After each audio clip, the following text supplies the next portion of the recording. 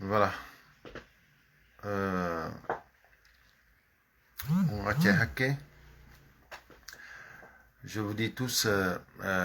bonsoir, on jarama, on fou. Ko ilo e la diaspora woni on hiwrade.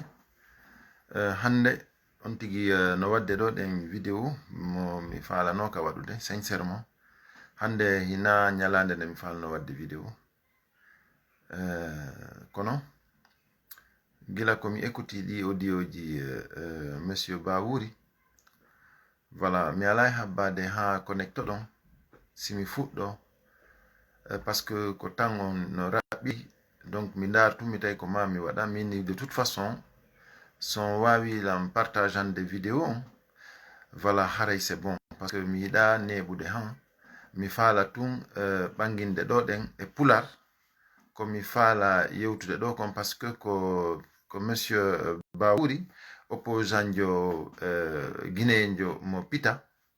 ko on ɗon ɗen mi nani no yewti vraiment haray ɓay déjà on seeɗaɓe on naati ga voilà partage nelam vidéo on fi Allah Mariama Ndiaye merci beaucoup je te salue très bien bonsoir voilà haray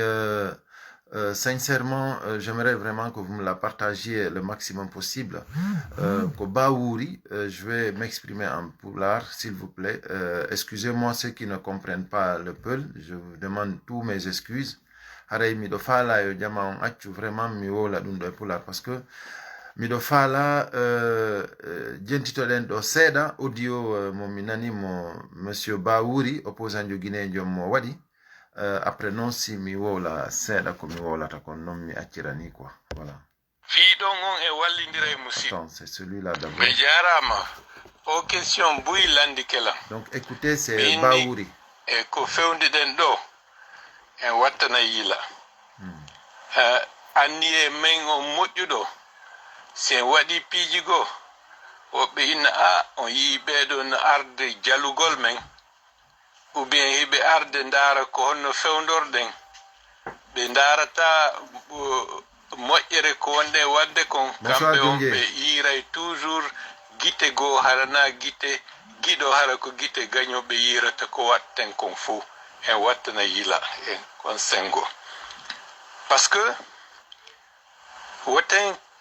no woodi aspect important ko duwaɗen ɗumannaade buy tampinama buy jukkinama kono il faut jamaji ɗin walla en ene wonɓe responsable fi ɗum ɗon on ene yoɓe asimu responsabilité mon maɓɓe on voilà on nani ɗo ɗen Bawuri no inna wonɓe responsable ɗum ɗon ɓen ko yoɓe asimu responsabilité ji maɓɓe ɗin mi darna ɗon taw si feƴƴen donc ko hombo woni referude ɗo e mum ko Ella Sellou Dalen ko Ella Sellou Dalen woni wiide vraiment yo asimu responsabilité ji mum ɗin musidɓe an ɗum ɗo no hulɓini quoi ɗum ɗo no hulɓini c'est à dire ko opposant jo pullo wiyeteɗo Bawuri mo pita wonnoɗo UFDG kanko woni ko ɗum o innata kanko woni créateur UFDG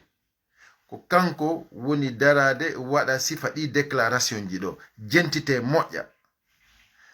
koyo ɓe asimu responsabilité ji maɓɓe ɗin kamɓe dariɓe ha ndummuradu ɗo waɗi jentite kontitoɗen seeɗa simi kontina yewtere an nden maɓɓe on e sengo jama on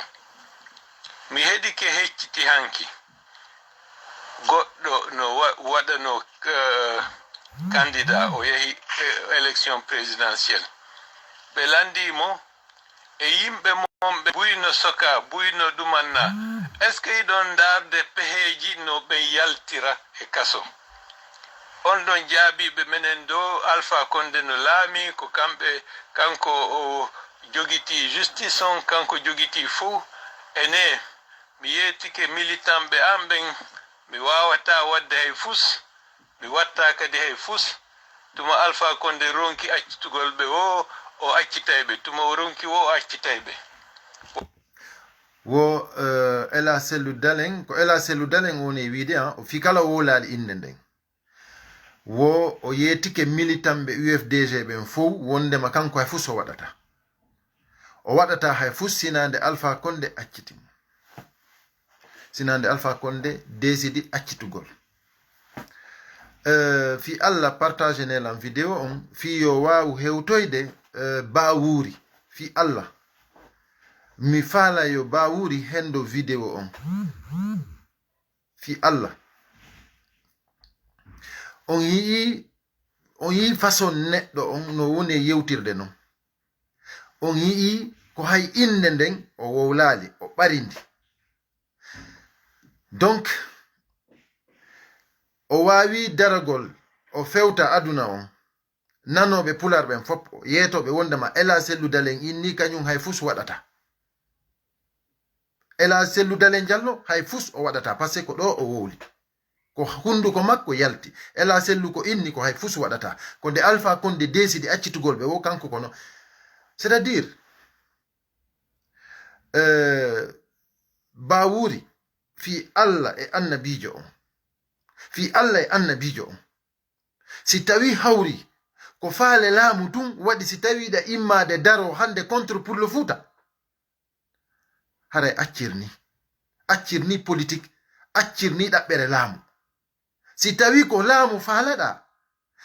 o politique ma ɗo mo wonɗa jokkude ɗo kallitugol pullo Fouta hande ko fewdiɗen ɗo e nder leydi lagine a heɓata laamu abada an Bawuri si tawi hawri ko o politique ma ɗo sa laamike lagine mi tippitata lagine abada haray mi ferike kaƴum lagine mi yeytata ton hande kadi min Mamadilo si tawi hawri an Bawuri o politique ma mo jokkuɗa ɗo si tawi ko ni ɗaɓɓirta laamu ko ni heɓirta laamu haray min personnellement min haray hande kadi mi yaytata lagine aduna par ce que min sifa oɗo ɗen ko iwtirɗo ɓaawo sifa oɗo ko on ɗon ɓen ɗon tigi woni mi hiɗa hay tawtidirde sakko men hawta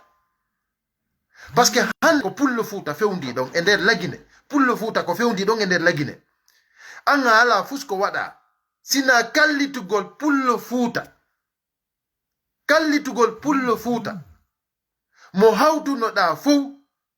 hande sa ala ko wowla sa ala ko waɗa fi wallitagol hande pullo Fouta on mo hunduko ma kon fanka ɗum ɗon ina goɗɗo goo ko kala mo ala ko wallira pullo Fouta hande yo on tigi humbunduko mum kon fanka hande e nder lagine hina soso hina maninka hina berse hina koñanke ko foppino andi fulɓe ɓen vraiment ɓe sonjama e nder leydi lagine ndi pulɓe Fouta ɓen ɓe lannama sonjede e nder leydi lagine ndi hara ko Bawuri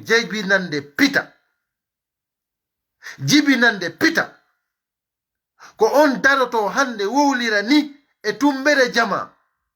fi ela sellu dalen diallo ko alaji sellu dalen diallo addi ko woni e wadde lagine kon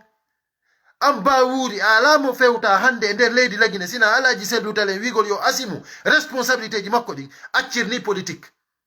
sa accirali ni politique a wara e ɗuɗuɗo araɗo to ɗuɗuɗo e leydi lagine kala iwtirɗo ɓaawo Bawuri so o firtali so yaltali e ngol lawol makko ɗo haray hina o neɗɗo par ce que hande en ala enen kallitidirgol pullo Fouta duwaka kallitude pullo Fouta hande hiɗen sa'ede en fop an Bawuri ala ko waɗa sina wigol wondema an Bawuri ala ko wiya sina wigol wondema hiɗa jogi rendez-vous yidugol e ministre de la justice Alpha Condé a wowlata ko honɗum yewtuɗon ton ko honɗum yewtoton ton ɗum ɗon de mbayi o yewtata taw ɗum ɗon aroyay e mum min faalaka ko yewtuduɗa e ministre de la justice lagine hande ministre de la justice Alpha Condé min faalaka min tefa ko honɗum yewtuɗon nous voulons pas savoir de cela Bawuri si tawi hawri a yaltata e o politique ma saltejo ɗo par ce que ko politique saltini hande pullo Fouta on n'a pas besoin de cela min faalaka min hiɗa si tawi hawri an Bawuri koma pita ko a haalo pular ko a ɓi pullo yalto e o politique salte mo jokkuɗa par ce que hande hida andi antigi atawaka election jidin ko alaji sellu darti ngu laamu do den fi hettugol ngu la o otage mo wonde nge mum ko alaji sellu dari dartagol fi no hettiren hoore men si tawi no nganga wawata wallitade opposition on fi no hettiren hoore men anga inni anko no o troisième mandat hande da darade inna yo jama on tedding ngu laamu do den yo jama on accu wadugol videoji yo jama on accu wowlugol mene wonbe ko kene mene wonbe ko kene wonbe wadde video men lorra e wonbe der ton be woni am ba wuri sa ala fusko wowla ombuko accir ni politique si tawi ko politique do jokkola accir ni politique parce que sifama ko jokkube mabben sa woni haray ko jokkube mabben sa woni haray anda fuyi parce que goddo jowaka jokkude sifama wowliro hande o gu jamanu gu jodi den do laamu Alpha Condé ngun wiido yo jama on teddi ngu laamu do yo jama on iwtir ngu laamu do on non den goddo duwaka iwtirde baawo makko am ba wuri si tawi ala fusko wowla ombuko fi Allah e annabi jom ombuko sincèrement je suis dépassé ko honno ba wuri wawata daragol hande inna no jogi rendez-vous ministre de la justice men yewti ministre du commerce wo kanko ministre du commerce be yewti wo kanko ministre de la justice be jogi rendez-vous mais an o ministre de la justice yo dari do inni jama on no empoisonné ko kasoje ko prisonji hino mayde ko prisonji no nawnude ton den ministre de la justice on daraki liberi nawnuɓe fiyo ɓe yewɓe ñawdo ministre de la justice on darike o dartanike Alpha Condé fiyo daro o jiiɓa constitution men on o validi fof cour constitutionnel men o validi sifa o oltop ɗo an iɗa jooɗiɗa reeni ɗum ɗon leydi ndin an tigi ñanden ko an dari an tigi dari inni wondema ko a laawiɗo ko a doguɗo laawi par ce que haɗi ɓe yahanima ko ma doguɗa suuɗiɗa yaltuɗa leydi ndi ko an tigi bawuri wowli ɗum ɗon yawɗa Sénégal wowluɗa ɗum an bawuri an iɗa wawi artude hande inna an iɗa jogi rendez-vous e ministre de la justice an iɗa faala an yo himɓe ɓe gaccu wowlugol mo andi wowlata ko tawatani si tumbama fillitoto yo accu mo ala ko teren to yo accu ko an bawuri woni ko teren ko an woni défenseur jo ne tuwa bawuri ko an woni défenseur jo hande lagine on ne awa mi andinte hunde wotere ko politique mo jokkuɗa on si tawi ko o politique gollawol ɗo jokkuɗa a heɓata laamu aduna ko iwtirɓe ɓaawo ma ɓen foppi ɓe duwa yiltitade ɓaawo ma par ce que an hina a kelɗuɗo hande politicien jo darotoɗo valida le troisième mandat en Guinée politicien jo darotoɗo valida ɗum ɗon fi kala onon on inni wondema onon on doanoka on présentaki ko élection ji bien sûr on présentaki ko élection ji on inni on présentata ko onon on hawti onon e FNDC on alaji sellu dalen ko FNDC wonno ko FNDC on écarté ɓe sabu ko ɓe présenti ko élection ji kon bien mais onon wontuɓe FNDC ɓen ko manifestation ji jelu wattu ɗon kadi contre le troisième mandat ko honɗum eɓɓuɗon ha laati hay fus on eɓɓali a laati donc ça veut dire que ko hombo woni troisième ko hombo woni FNDC ko alaji sellu e himɓe mum ɓe woni FNDC alaji sellu e nder leydi lagine ndin kala ko ɓe tawaka marsata on yi onon on jooɗike on yiri gite mon on yii ko alaji sellu waɗi campagne en électoral e nder leydi lagine on yi jama on fof immike ɓaawo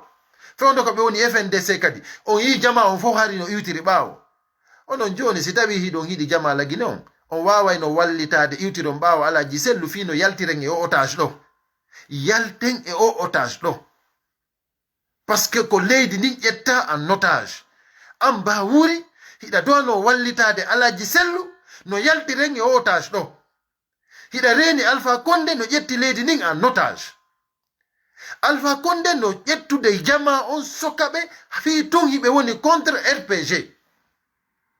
Alpha Condé no warude jama no imminde himɓe ko wara jama on rewɓe men ɓen no violede himɓe men ɓen no bonnanede an ba wuriɗa jogi rendez-vous e ministre de la justice on an hiɗa wawi yewtude himɓe ma ɓen hino wawi nanandema an hiɗa yewtude e ministre de la justice on fi addugol ɓuttu lagine ne awa mi andinte hunde wotere troisième mandat hay nokko ɓuttinta e nder aduna on a nani si tawi an waɗɗo wonɗo e wadde politique mi anda duuɓi geɗu si tawi an ha hande an anda troisième mandat ɓuttinta leydi ko teddugal e ma leydi lagine ɓuttata abada en tant que troisième mandat on iwali an si tawi himɓe ɓen ko wara lagine kon fou himɓe ɓen ko viola lagine kon fou himɓe ɓen ko soka lagine kon fou ko pulɓe Fuuta ɓen wara lagine kon fou ko guinéyemɓe ɓen fou wara lagine kon fou an Bawuri an iɗa wawi darade inna yo yimɓe ɓen asimu responsabilité ji mum ɗin a wawali ontude hunduko ma kon innuɗa yo Alpha Condé asimu responsabilité ji mum ɗin non je te jure Bawuri arrête Bawuri arrête Bawuri arrête cette fois-ci au vidéo ɗo mi waɗimo je suis dépassé mais mi ala dépasse des limites ji ɗin je ne dépasse pas les limites mais Bawuri accu Bawuri accu Bawuri ko waɗuɗa kon ko wowluɗa kon accu jama wonɓe extérieur wonɓe wadde vidéo ji fi dénoncugol ko woni feƴƴude guine ko si min inni hande min ƴetta e pinka min tewi min ƴetta e pinka min tewi an Bawuri menen hande menen Allah giɗo jooma Allah giɗo jooma emba ko metti saɗa emba ko metti saɗa ndaari ko neɗɗo jooɗoto inna wata wonɗo Guinée wata goɗɗo jooɗo inna hande Guinée yenjo wondema ƴetta e pinka emba Bawuri a gaynali emba Bawuri tu nous a déçus emba taw ko hombo iwtiri ɓaawo Bawuri taw ko homɓe iwtiri ɓaawo Bawuri ɓe yilto ɓaawo makko fi Allah mi tubani o yilte ɓaawo oɗo kala jokkunoɗo Bawuri yo yilto ɓaawo makko ñande Alaji Sellu Dale wowliri no wowlirɗa ɗo ni mi wowlitata fi Alaji Sellu Dale ha mi maaya Pullo Fuuta hande kallitowo Pullo Fuuta mi wowlata fi on ɗon hande Alaji Sellu ko toñunoma o ko toñunoma hiɗa dowa muññade goɗɗo no takkora fello sabu muusu ɓaawo mo wondi an Bawuri a takkotono gon fello ɗon a takkotono gon fello ɗon sabu muusu ɓaawo ɓe wonduɗa ɓen Bawuri accu Bawuri accu ko ngol laawol ngol jokkuɗa ɗo billahi wallahi taala sa yaltali e maggol sa yaltali e ngol laawol ɗo a laamota an e laamu on ɓaɗodirta aduna on ɓaɗodirta par ce que yewtere nde yewtuɗa nden je te le jure je suis dépassé ko honno wawɗa wiide menen waɗoɓe vidéo ji dénonça ko woni feƴƴude e nder leydi legine ndin hande ko fewndi ɗo ko hay internet ɓe kupana hay télévision koko ɓe faala kon feƴƴata ton an menen wowloɓe ɗo ɗen fi andingol aduna on ko woni feƴƴude ton kon menen wonɓe etade heɓa information feƴƴina ɗum ɗon par ce que menen goɗɗo wawata men sodude menen na intérêt personnel hande ko ndimo amen ngun fof no jiiɓita sabu moɗon onon e yimɓe lagine mawɓe lagine jooɗiɓe mawɓe men ko dawla ko diina jooɗiɓe yeeyiti ndimu mum ƴetti mbuuɗi duwani Alpha Condé fiyo jooɗo e hoore jibinande lagine fiyo jooɗo waɗa ko woni e waɗude fiyo waɗu yo yimɓe men ɓen soke fiyo yimɓe men ɓen jattane yo yimɓe men ɓen ware onon on jooɗike on wakkilike vraiment ndaarugol intérêt mon personnel on par ce que ɗum ɗo ko intérêt personnel ni hande si Pullo Fuuta kalliti Pullo Fuuta e nder politique on ko intérêt personnel ɗo jokki an Bawuri hay nanɗo no yewɗa yewta ino andi ko intérêt ma jokkuɗa ko jentitoɗen seeɗa ko woni wolde ɗo ko acce hakke woɓɓe ko noon jaabori mi ala wolde inde on tigi mais enen déjà hiɗen windude hiɗen yewtude e yewtere men nden yahay ko muutoto ko hewtoyta ton pour andingol fof c'est une responsabilité yo sokaɓe ɓen yo accite ko ɗon laamu ngun ko fewndi ɗo kon wawata hollude hiɓe faala yo nantodire hiɓe faala yo ɓuttu hande yoɓe waɗu goɗɗum ou bien waɗade discours yoɓe yaltin sokaɓe ɓen fof ko ɗon wawten ɓe jugede sur la preuve comme quoi hiɓe faala yo ɓuttu ko fi ɗum piiji boyi on nani mi ala e fillitade enen en waɗi ɗum comme une condition un préalable yoɓe yaltin sokaɓe ɓen si anden ko soobe ɓe nangi fiyo leydi ndin yaaru no duwa yaarude noon si ɓe waɗal ɗum no haray ko sama kala ɓe jokki mais yahi hecciti hanki ndaroygol ɓeygure o wara o mayɗo Roger Bamba ɗeɗo balɗe mi landike déjà un rendez-vous ministre de la justice on pour yidugol e makko no woodi yewtereji komin duwa yewtude kono ɗum fof mi yetton tun pour on andu kono mi ala e lugginde en acce ha haysa lugginali ko haysa lugginali ko Roger Bamba fuɗɗa warede lagine ko Roger Bamba fuɗɗa warede lagine ko Roger Bamba tun sokano ton maayi Bawuri accu si tu n'as rien à dire accu ferme fi Allah accu min ha hande ko nde wotere mi yiwma vis-à-vis Madrid mi nani da wola on tumati hari ida interdisa e nyawgol lagine ida andi ari on tumati hawtata ko men min mi jodike mi nani ko wonda wowlude fi ngu laamu Alpha Condé on tum ha hande non passeport ji di wonnoda wowlude fi mun ton den yo laamu ngu wallu en no hebiren passeport ji Europe gaade himbe ben no tampi ha hande din passeport ji heɓaki taw ko ngul laamu don wonda defandude hande ko dum wonda iwtirde baawo mun hande ko ngul laamu don wonda yewde négocier an wiya wonde ma an ayide ministre de la justice an ayide ministre de la commerce du commerce non mais c'est extraordinaire enen mimmi anda ko honno wadi si tawi hawri non c'est extraordinaire quoi, il y a pas de mots quoi. Mais comment se fait-il enen politicien be men wawbe ko ndare hina Sidia Touré hina Bawuri hina Kouyaté mais c'est quoi mais ko politicien bo jogi den enen ko hombo wawden daragol iwtira baawo mum hande e nder lagine si tawi bay haray ko ma politicien jo iwtira yeso min mi hali hay goto sina ela Cellou Dalein Diallo mi woli rali do den fi wonde ma ko fi wonde ma ko hono entelanni ko fi ko pullo mi yali politicien jo lagine hande jokketedo sina ela Cellou Dalein Diallo mais je ne vois pas ko ndimu mabbe ngum fop minnu mabbe yeyi tino hande Alaji Cellou Dalein si tawno no wawdon hareno hande Guinée ko yo accide hore e juude Alpha Condé wada ko faala e nder lagine si tawno hara Alaji Cellou wawdon ko yo accide parce que hande Alaji Cellou sino faala o accide e lagine o yaa e leydi ndi o faala e nder aduna o wura ngurdan dan o meeda wurude hara nasifa an ngurdan dan Bawuri woni wurde do de angida andi Bawuri an tigi angida andi ange Alaji Cellou Dalein ina on ebbondirbe Ba Mamadou yettunodo muradu ndun halfini Alaji Cellou Dalein Ba Mamadou yettunodo halfini Alaji Cellou Dalein Ba Mamadou no andi ko fi hundun accirimo il avait parfaitement raison o inni on vidéo don den hayde balde do mi do daritamo Alaji Cellou Dalein yoni holorede be jetti muradu ndun be halfini mo il avait raison il n'a pas trahi Ba Mamadou n'a pas trahi donc sincèrement je suis dépassé comme il fala non ko Bawuri ko ya accu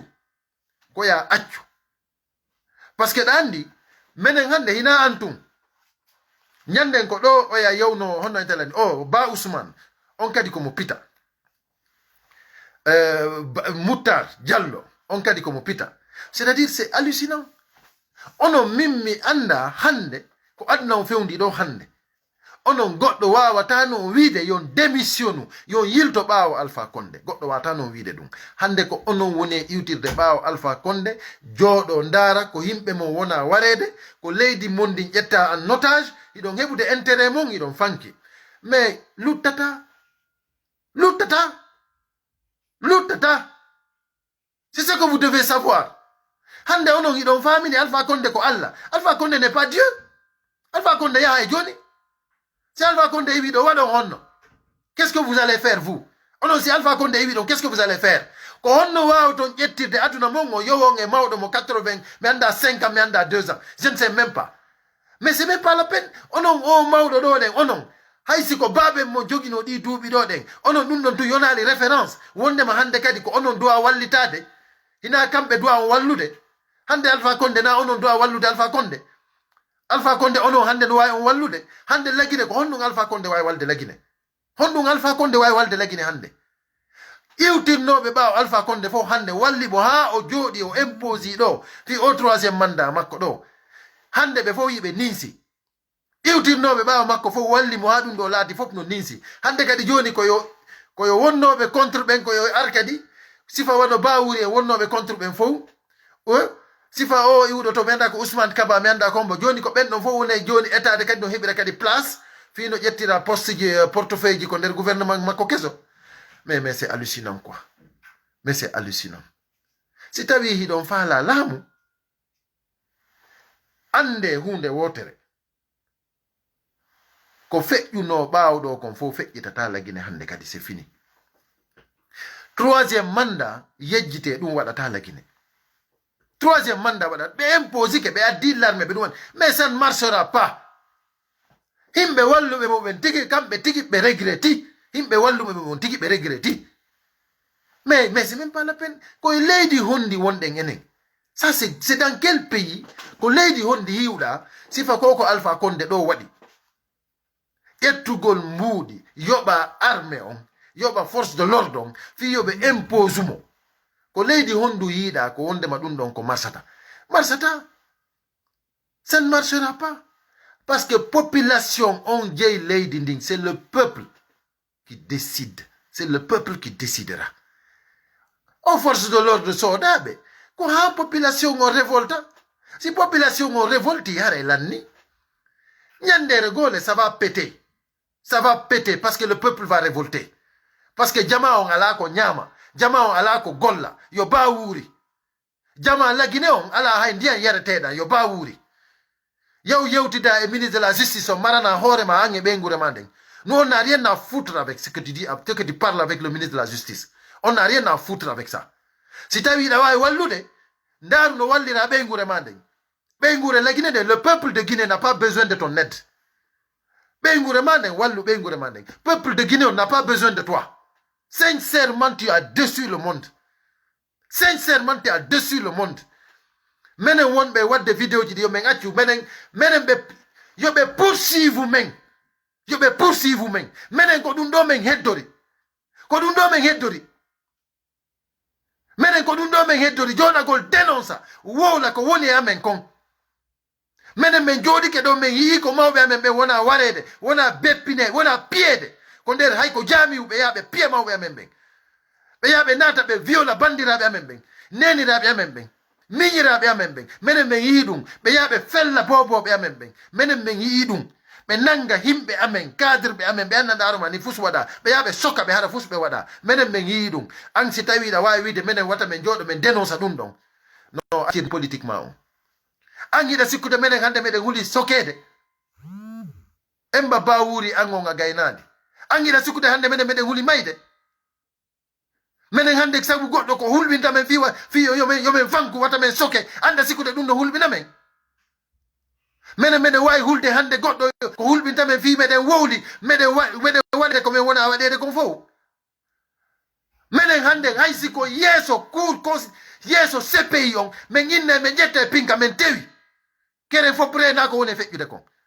awa Bawuri accu c'est pas comme ça hinani politique waɗirte min ɗaɓɓa hande pullo Fuuta joɗotoɗo e jiiɓugol hakkundeji himɓe amen min yiɗa ɗum hay sosoɓe no dino yurmede hande pullo Fuuta e nder leydi Lagine hande no woodi maninkaɓe yurmaɓe fulɓe ɓen e nder leydi Lagine hara ko an Bawuri joɗotoɗo ɗen e ɓarindagol Alaji Sellu Dalen mais vraiment ɗum ɗo no hersini sincèrement ɗum ɗo no hersini quoi ko Bawuri daroto ɓarindo Alaji Sellu Dalen non c'est hallucinant quoi. Deuxième audio mi feƴƴina on ɗon jentito ɗon mi areta quoi parce que vraiment fiiɗon on e wallindira e musidɓe par ce que on yii yimɓe men goo guinéen ɓe noko yaasi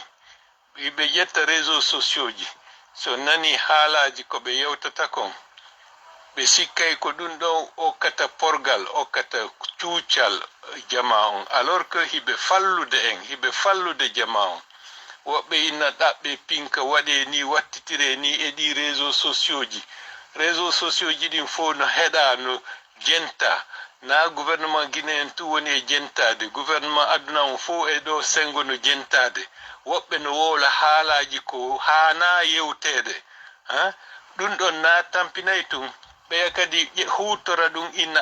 ɓayti ɓeɗo no eɓɓi ɗum ɗon ferme frontiére ji hande depuis pratiquement lebbi tati côté Sierra Leone côté Guinée Bissau côté Sénégal no soki ñameteji ko yimɓe ɓe remayno ɗum fof no bonde ko yimɓe wawayno hoccitade wawata hoccitade donc pauvreté on no ɓurtude tiiɗude e nder jama on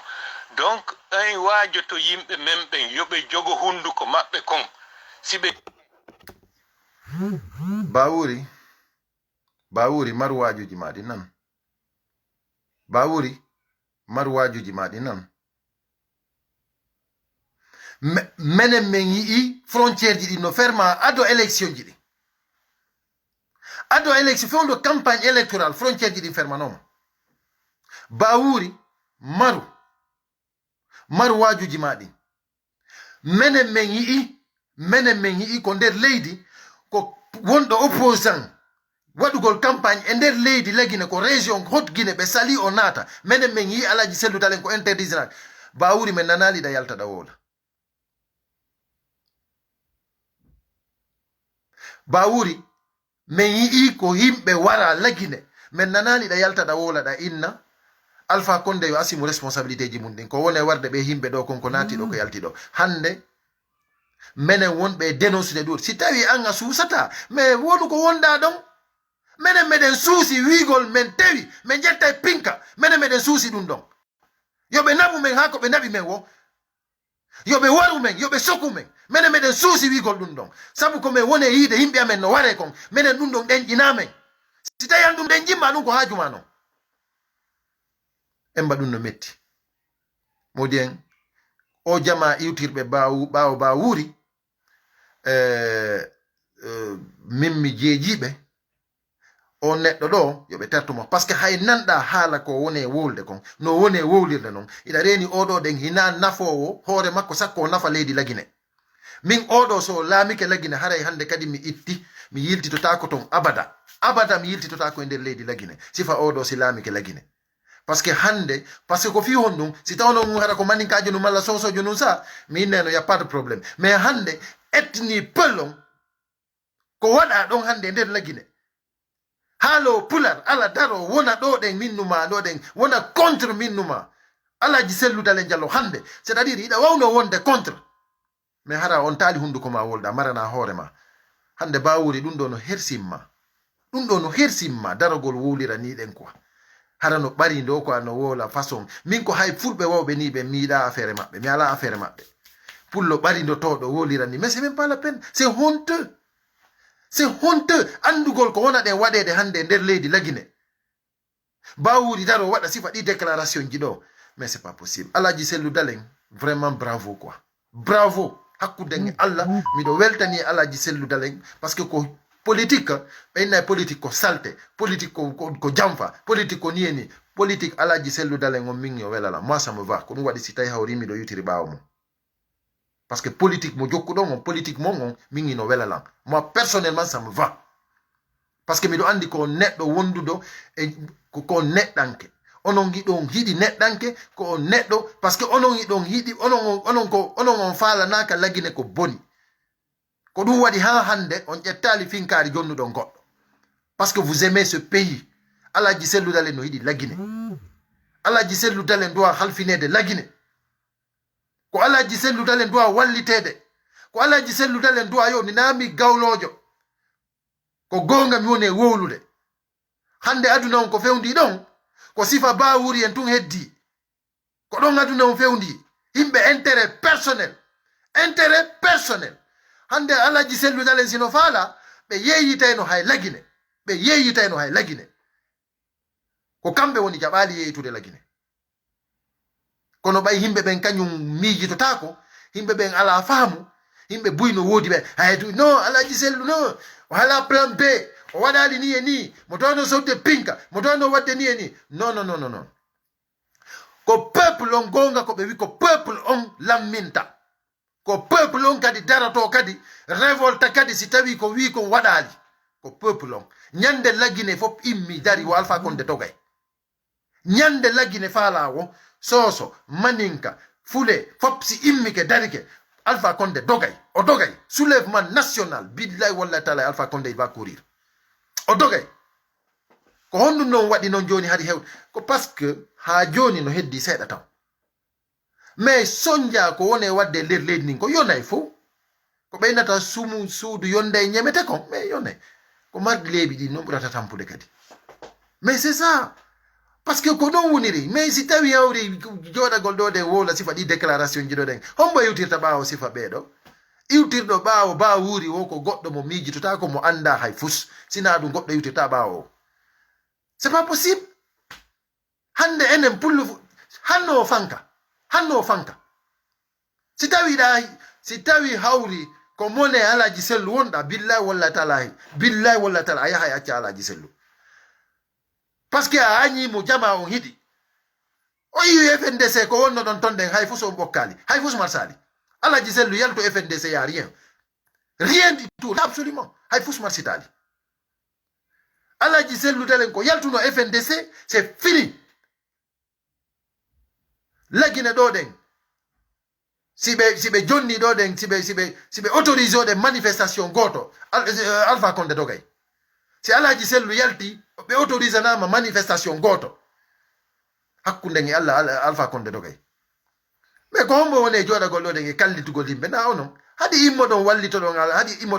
Alaji Sellu an e Sidia Touré e Sekou e Kouyaté haɗi immoɗon wallitoɗon Alaji Sellu yalten e otage ɗo e o merde mo wonɗen ɗo si tawno ɗon yurmetano lagine ko ɗum waɗayno ɗon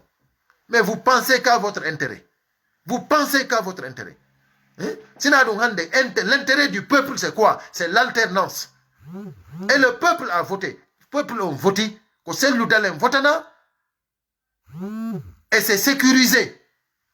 du moment que c'est sécurisé ko ɗon noon duwano ɗon jogagol wallito Alaji Sellu Dalen fiyo o victoire ɗo ɗen heddo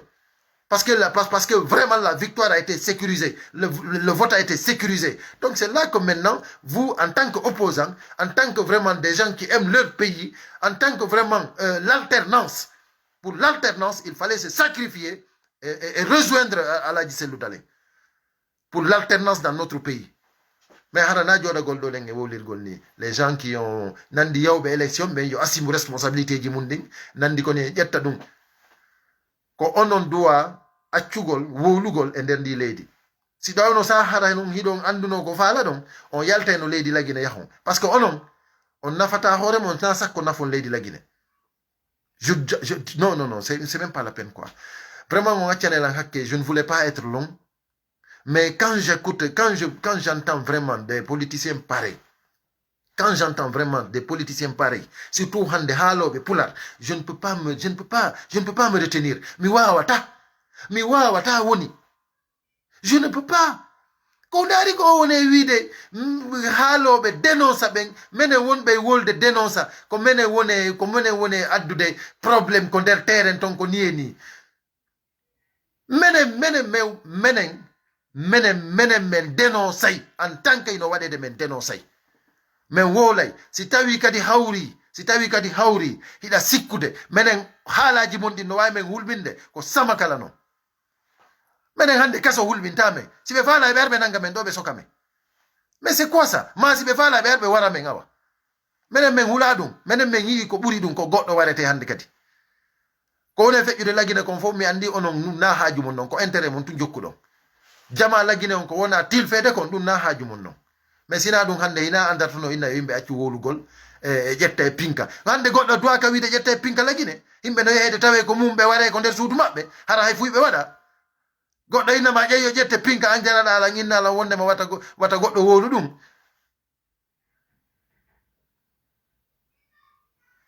mais ala fait de do parce que sinon donc on no gasa mi dépasser borne jedin quoi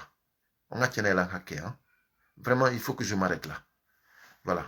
allez mi yuri ko on faut je vous dis vraiment merci beaucoup partagez-moi la vidéo le maximum possible s'il vous plaît mi fa la vidéo hewto mo quoi fi Allah partagez-moi la vidéo merci beaucoup je vous salue tous vraiment vous avez été nombreux je suis content merci beaucoup